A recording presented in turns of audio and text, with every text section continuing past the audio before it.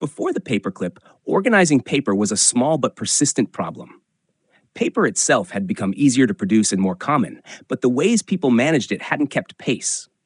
Documents were tied together with string or ribbon, pierced with straight pins, or sealed with wax. These methods weren't elegant, but they reflected an older assumption. Paper was either temporary and disposable or permanent and untouchable. There was very little in between. As offices grew and paperwork multiplied, that assumption began to fail. People needed to group documents temporarily.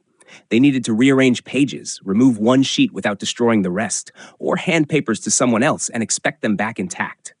The old tools didn't respect this kind of flexibility. Pins tore fibers, wax couldn't be undone, string required time and patience.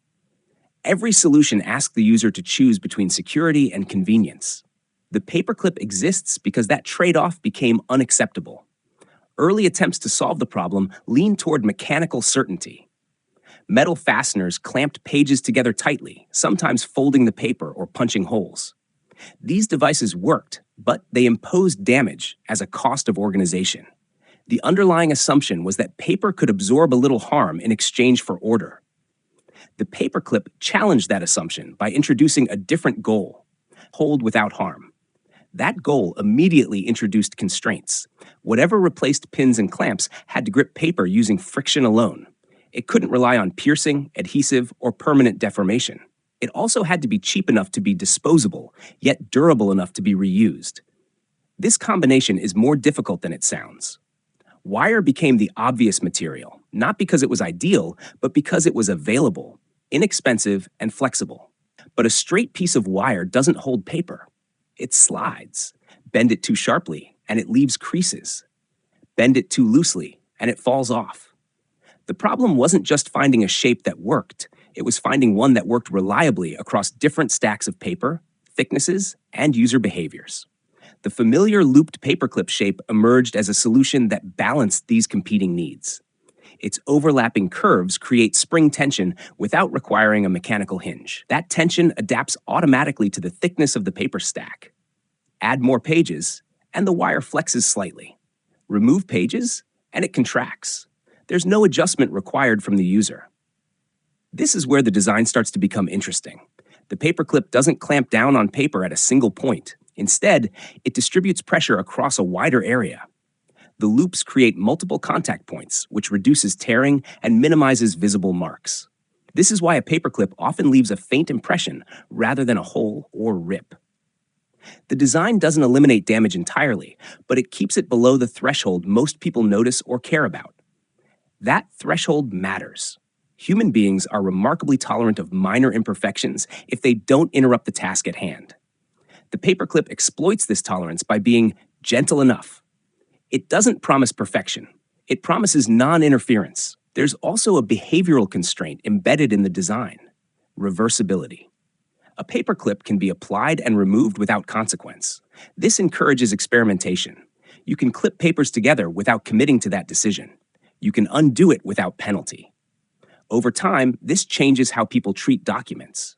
Paper becomes something that can be reorganized endlessly rather than finalized prematurely. This is the aha moment of the paperclip.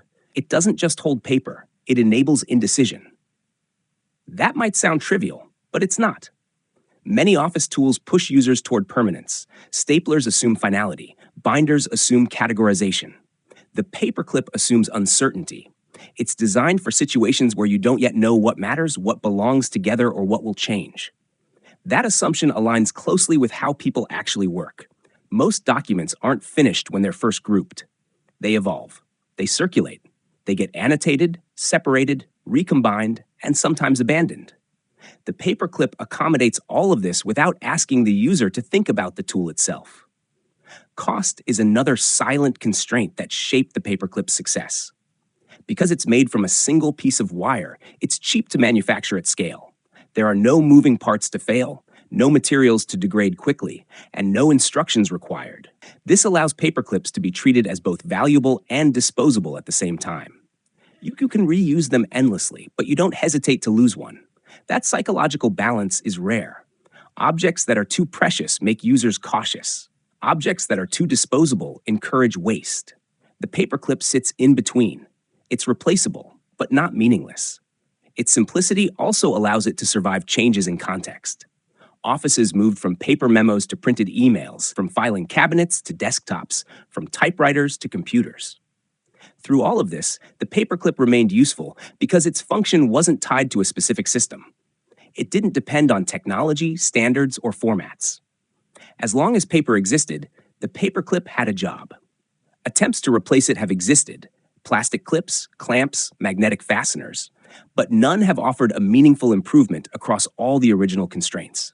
They're often bulkier, more expensive, or less forgiving. The paperclip doesn't win because it's perfect. It wins because it's balanced. That balance is why the paperclip has become invisible. People rarely think about it. They don't admire it. They don't complain about it. It simply appears when needed and disappears when removed. This is often mistaken for simplicity, but it's actually the result of careful alignment between design and human behavior. The paperclip doesn't ask users to change how they work. It adapts to them instead. And that is why it still exists in its current form.